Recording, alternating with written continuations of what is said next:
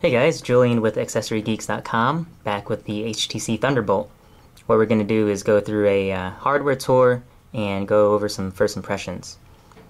So the hardware, very HTC industrial design, 4.3-inch touchscreen on the front, Super LCD, 800 by 480 resolution. On the back, nice beefy kickstand, graded speaker grill underneath, 8 megapixel camera, 720p HD video capture with a dual LED flash. On the front you have your front facing camera, as well as a notification LED buried under the headset grill. 3.5mm headset jack on the back, or on the top, excuse me, and a micro USB port on the side. And this is a removable battery cover. It's not quite soft touch, it's very smooth textured plastic. So overall, a really nice design. It's quite hefty. It's about 6 ounces, weighs more than an iPhone 4, and definitely weighs more than all the Galaxy S devices, which are light as a feather compared to this phone.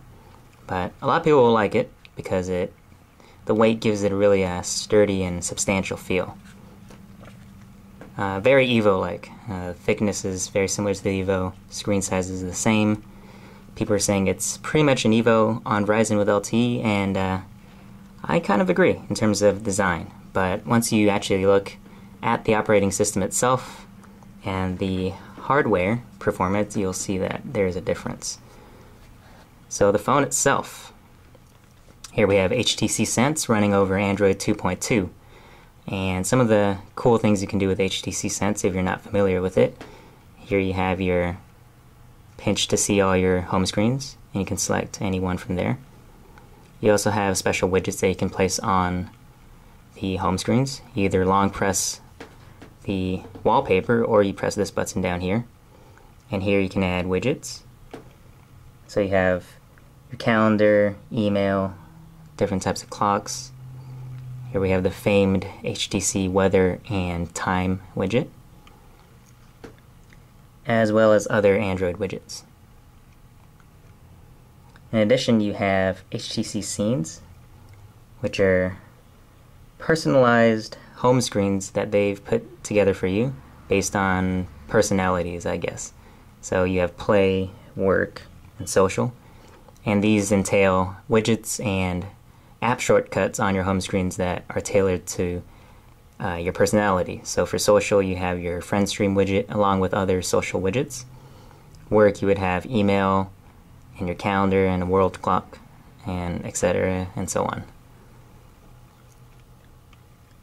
Skins are pretty cool. You can change the notification bar color as well as the dock color and the lock screen the lock screen clock font. So baked in customizations for you. Also, when you add an app to a home screen, they lay out a nice grid for you so that you know where you can put apps and where you can't. And HTC Sense also entails some customized core apps. So the phone, you can see the dialer is a little different. You have your recent contacts up top. Messaging is a little different. They have these category menus at the bottom, so you can see your SMS as well as your voicemail. And text messaging looks a little different than stock Android. The gallery is another app that's a little different. Instead of the 3D wall, you have a standard thumbnail view, a nice little grid, as well as navigation on the bottom. Another one is music. We don't have anything loaded up on it, but again, similar to the other Sense Core apps, you have a navigation across the bottom of the music app. Another difference is the customization to the notification window shade. So at the top you have your recently opened apps that you can scroll through, in addition to your standard Android notification window. So pretty nice. Sense, I think, runs flawlessly over Android. If you don't like it, then you can always put a custom launcher on it.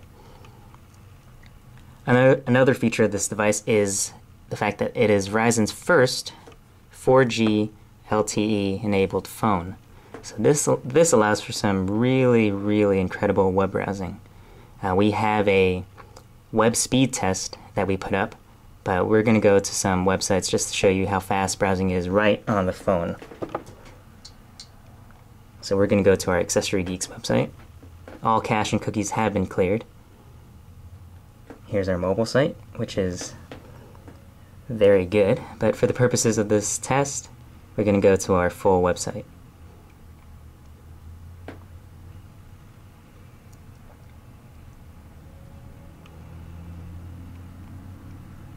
And it's loaded up completely, which is pretty incredibly fast. Here we're going to a product.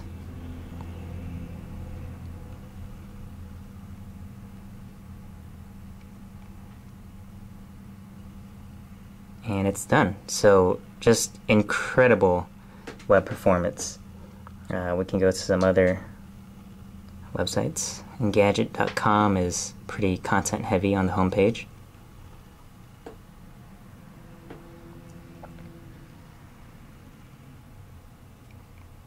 As you see, everything's loaded up. It's just the flash elements that are loading last.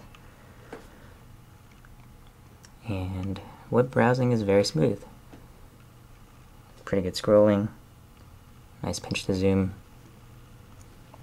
And we'll try one more website out.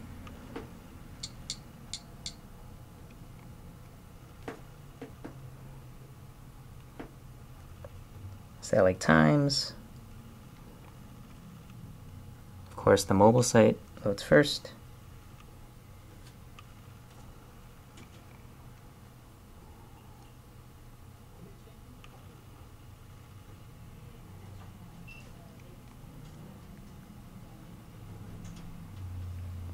And the page is pretty much loaded.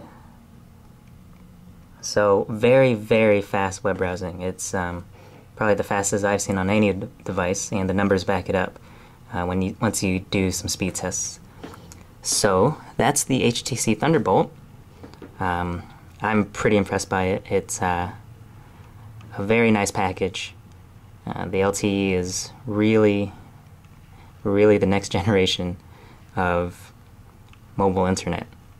And the device is pretty snappy. You got a 1 GHz Snapdragon processor, the newest model, so it's not the same as the one in the Evo. And you have a Super LCD screen, which looks a lot better than the Evo because you have some saturated, really good color saturation, as well as some nice viewing angles, as you can see. So that's it for this video. Stay tuned for some more videos, and remember that you got it from a geek.